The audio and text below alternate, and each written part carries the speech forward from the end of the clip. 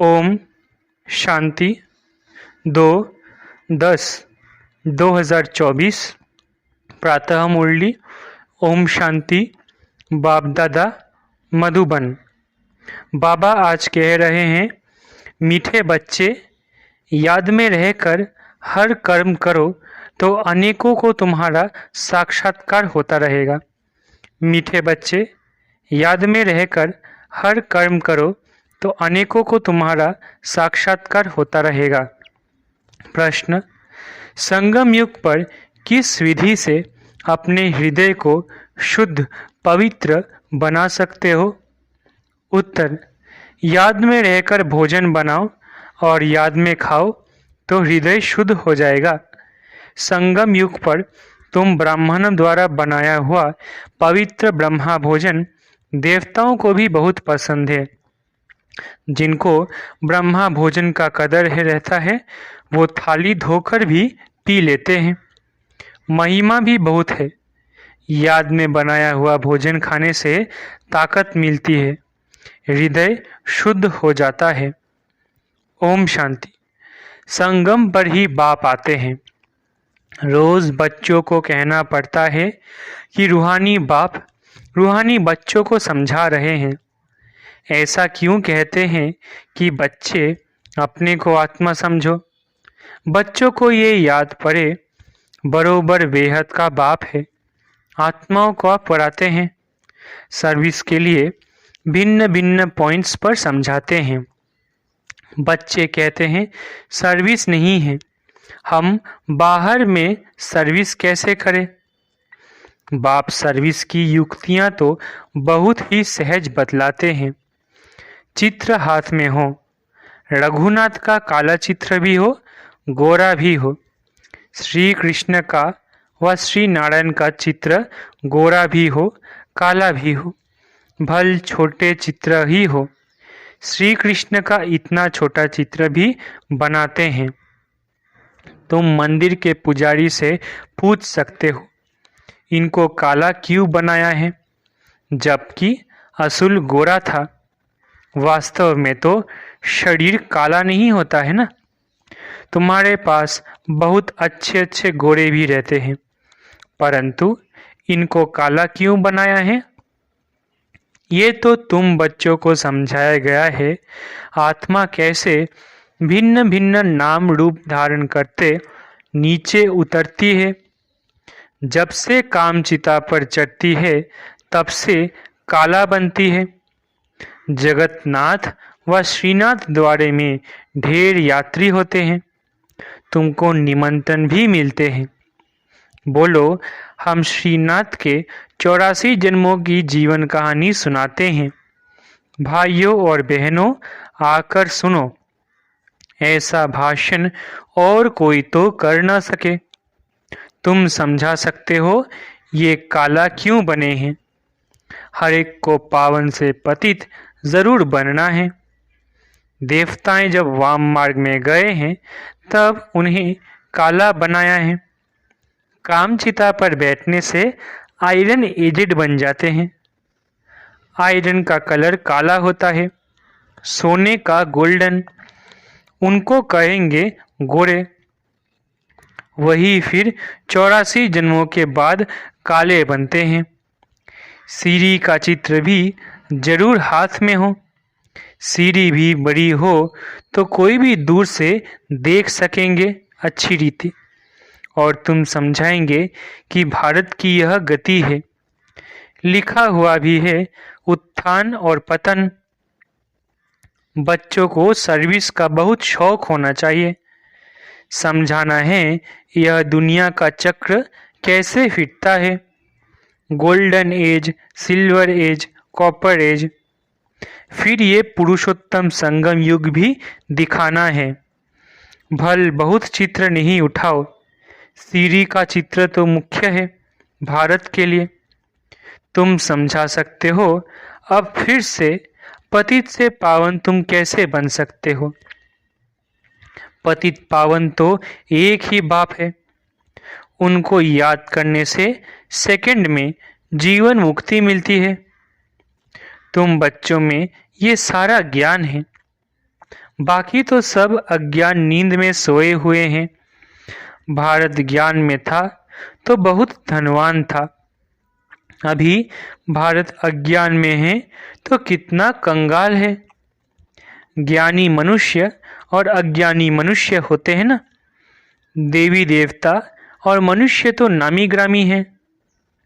देवताएं सत्युग त्रेता में, मनुष्य द्वापर कलयुग में। बच्चों की बुद्धि में सदैव रहना चाहिए सर्विस कैसे करे, वो भी बाप समझाते रहते हैं। सीढ़ी का चित्र समझाने के लिए बहुत अच्छा है। बाप कहते हैं गृहस्थ व्यवहार में रहो, शरीर निर्वाह के लिए धंधा आदि तो करना ही है, जिस्मानी विद्या भी पढ़नी है। बाकी जो टाइम मिले तो सर्विस के लिए ख्याल करना चाहिए। हम औरों का कल्याण कैसे करें? यहाँ तो तुम बहुतों का कल्याण नहीं कर सकते हो।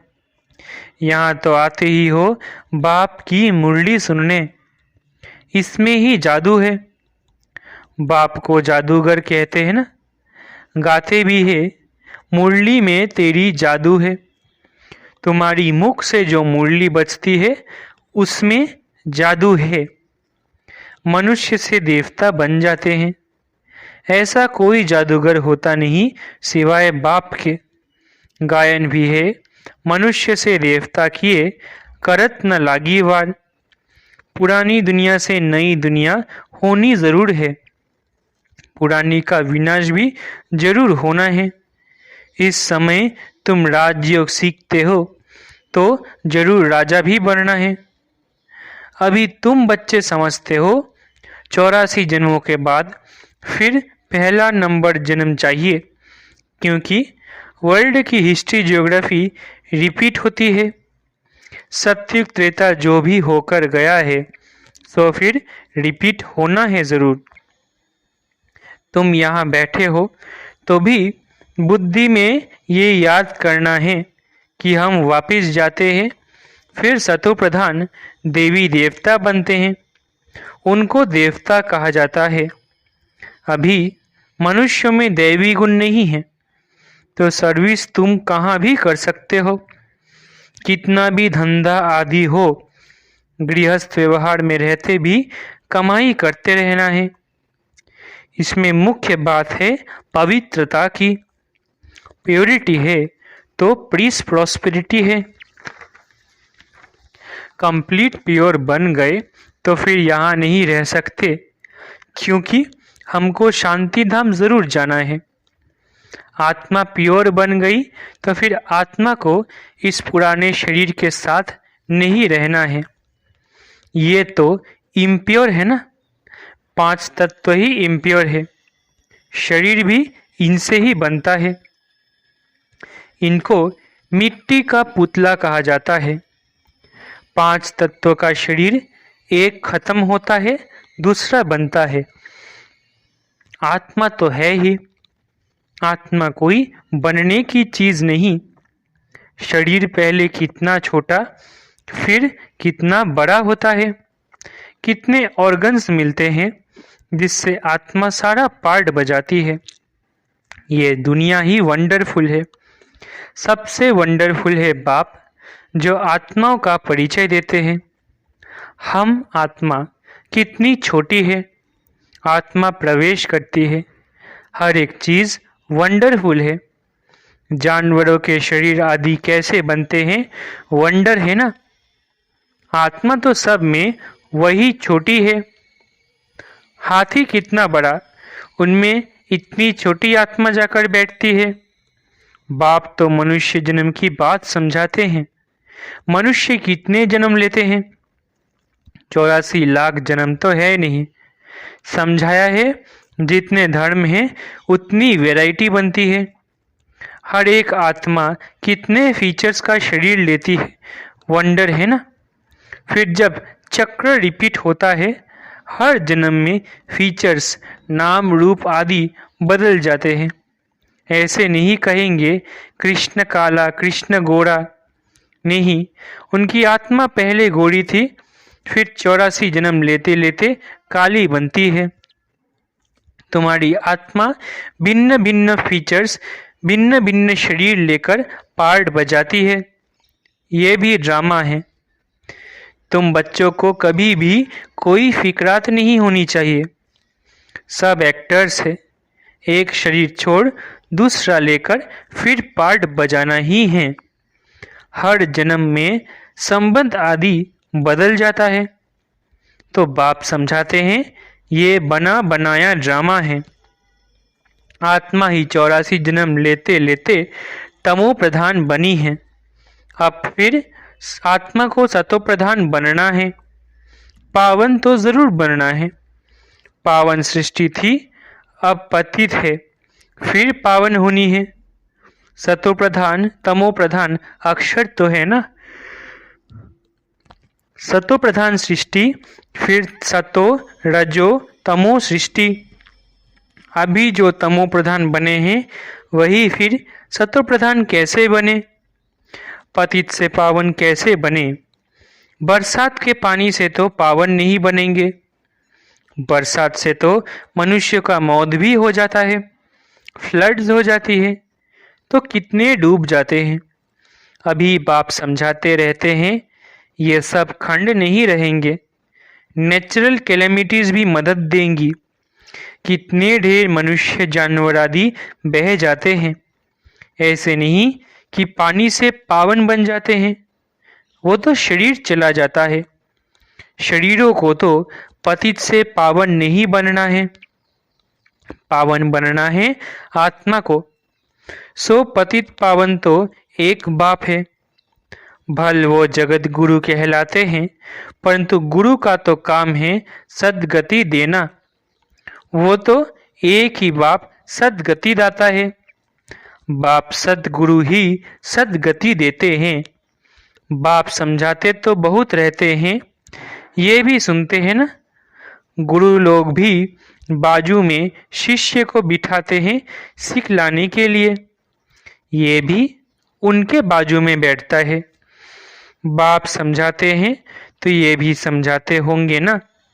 इसलिए गुरु ब्रह्मा नंबर 1 में जाता है। शंकर के लिए तो कहते हैं आँख खोलने से भस्म कर देते हैं, फिर उनको तो गुरु नहीं कहा जाए।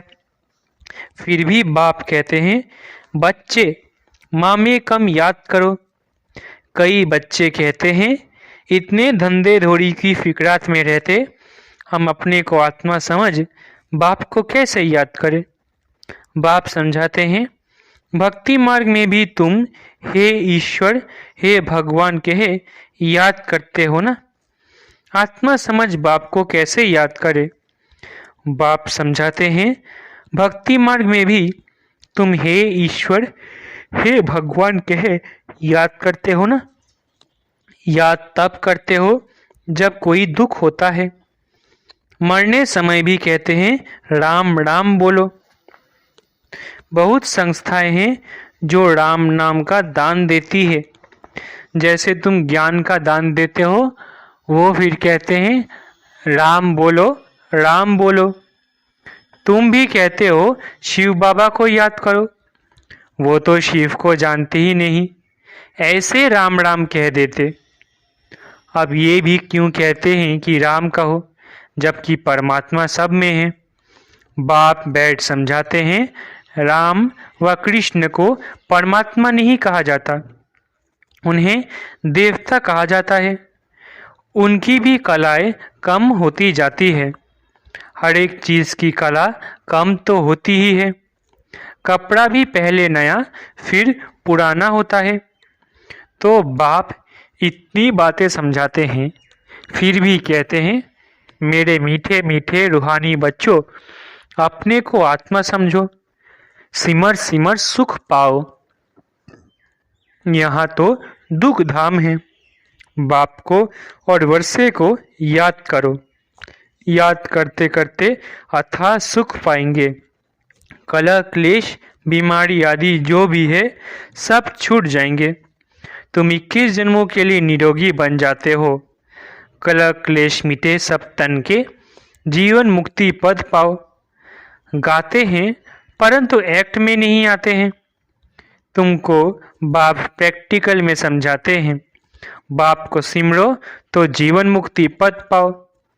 गाते हैं परंतु एक्ट में नहीं आते हैं। तुमको बाप प्रैक्टिकल में समझाते हैं।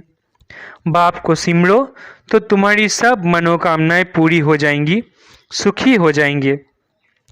मोचरा खाकर मानी टुकड़ा खाना अच्छा नहीं है। सबको ताज़ी रोटी पसंद आती है। आजकल तो तेल ही चलता है, वहाँ तो घी की नदियाँ बहती है। तो बच्चों को बाप का सिमरन करना है। बाबा ऐसे भी नहीं कहते यहाँ बैठकर बाप को याद करो। नहीं, चलते फिरते घूमते शिव बाबा को याद करना है। नौकरी आदि भी करनी है। बाप की याद बुद्धि में रहनी चाहिए। लौकिक बाप के बच्चे नौकरी आदि करते हैं तो याद रहती है ना। कोई भी पूछेगा तो झट बताएंगे हम किसके बच्चे हैं। बुद्धि में बाप की प्रॉपर्टी भी याद रहती है। तुम भी बाप के बच्चे बने हो तो प्रॉपर्टी भी याद है। बाप को भी याद करना है और कोई से संबंध नहीं। आत्मा में ही सारा पार्ट नूंधा हुआ है जो इमर्ज होता है। इस ब्राह्मण कुल में तुम्हारा जो कल्प कल्प पार्ट चला है वही इमर्ज होता रहता है। बाप समझाते हैं खाना बनाओ, मिठाई बनाओ, शिव बाबा को याद करते रहो। शिव बाबा को याद कर बनाएंगे तो मिठाई खाने वाले का भी कल्याण होगा। कहाँ साक्षात्कार भी हो सकता है। ब्रह्मा का भी साक्षात्कार हो सकता है। शुद्ध अन्न पड़ता है तो ब्रह्मा का, श्री कृष्ण का, शिव का साक्षात्कार कर सकते हैं। ब्रह्मा है यहाँ। ब्रह्मा कुमार कुमारियों का नाम तो होता है ना। बहुतों को साक्षात्कार होते रहेंगे क्योंकि बाप को याद करते हो ना। बाप युक्तियाँ तो बहुत ही बताते हैं। वो मुख से राम राम बोलते हैं। तुमको मुख से कुछ बोलना नहीं है। जैसे वो लोग समझते हैं गुरु नानक को भोग लगा रहे हैं, तुम भी समझते हो हम शिव बाबा को भोग लगाने के लिए बनाते हैं। शिव बाबा को याद करते बनाएंगे तो बहुतों का कल्याण हो सकता है। उस भोजन में ताकत हो जाती है। इसलिए बाबा भोजन बनाने वालों को कहते हैं कि शिव बाबा को याद कर बनाते हो। लिखा हुआ भी है, शिव बाबा याद है। याद में रहकर बनाएंगे तो खाने वालों को भी ताकत मिलेगा, हृदय शुद्ध होगा। ब्रह्मा भोजन का गायन भी है ना। ब्राह्मणों का बनाया हुआ भोजन देवताएं भी पसंद करते हैं। ये भी शास्त्रों में है। ब्राह्मणों का भोजन बनाया हुआ खाने से बुद्धि शुद्ध हो जाती है, ताकत रहती है। ब्रह्मा भोजन की बहुत महिमा है। ब्रह्मा भोजन का जिनको कदर रहता है थाली धोकर भी पी लेते हैं। बहुत ऊंच समझते हैं। भोजन बिगड़ तो रह न सके। फैमिन में भोजन बिगड़ मर जाते हैं। आत्मा ही भोजन खाती है। इन ऑर्गन्स द्वारा स्वाद वो लेती है।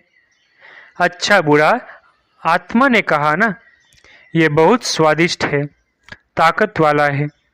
आगे चल जैसे तुम उन्नति को पाते रहेंगे वैसे भोजन भी तुमको ऐसे मिलता रहेगा। इसलिए बच्चों को कहते हैं शिव बाबा को याद कर भोजन बनाओ। बाप जो समझाते हैं उसको अमल में लाना चाहिए ना। तुम हो पियर घर वाले, जाते हो ससुर घर। सूक्ष्म वतन में भी आपस में मिलते हैं, भोग ले जाते हैं। देवताओं को भोग लगाते हैं ना। देवताएं आते हैं, तुम ब्राह्मण वहाँ जाते हो, वहाँ महफिल लगती है। अच्छा, मीठे मीठे सिकिलदे बच्चों प्रति माता पिता बाप दादा का याद प्यार और गुड मॉर्निंग। रूहानी बाप की रूहानी बच्चों को नमस्ते। हम रूहानी बच्चों की रूहानी माता पिता बाप दादा को याद प्यार, गुड मॉर्निंग और नमस्ते। शुक्रिया बाबा। धारणा के लिए मुख्य सार। पहला, किसी भी बात की फिक्रात नहीं करनी है, क्योंकि ये ड्रामा बिल्कुल एक्यूरेट बना हुआ है। सभी एक्टर्स इसमें अपना अपना पार्ट बजा रहे हैं। दूसरा, जीवन मुक्त पद पाने व सदा सुखी बनने के लिए अंदर में एक बाप का ही सिमरन करना है। मुख से कुछ भी बोलना नहीं है। भोजन बनाते व खाते समय बाप की याद में जरूर रहना है। वरदान, स्वार्थ, ईर्ष्या और चिड़चिड़ेपन से मुक्त रहने वाले क्रोध मुक्त भव। स्वार्थ, ईर्ष्या और चिड़चिड़ेपन से मुक्त रहने वाले क्रोध मुक्त भव।